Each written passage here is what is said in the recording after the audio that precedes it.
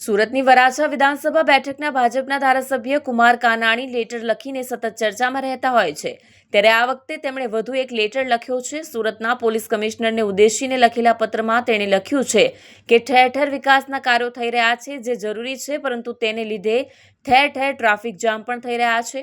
જાહેરનામું પ્રસિદ્ધ કરીને રસ્તાઓ બંધ કરવામાં આવે છે, પરંતુ ટ્રાફિકનું સંચાલન કરવાની જગ્યાએ પોલીસ કર્મીઓ હેલ્મેટના દંડ વસૂલ કરવામાં વધુ ધ્યાન આપી રહ્યા છે।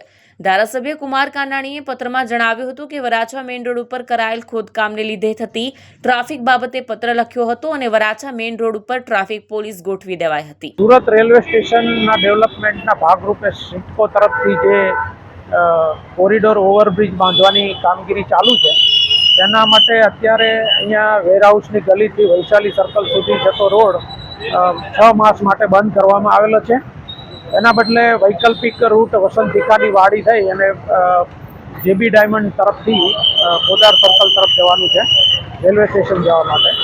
અને આ જગ્યાએ રાતના 22:00 સુધી ભારે વાહનો પણ બંધ કરવામાં આવેલા છે, જેથી કરી અને જે નાના વ્હીકલો છે એને સરળતાથી ટ્રાફિક થઈ શકે।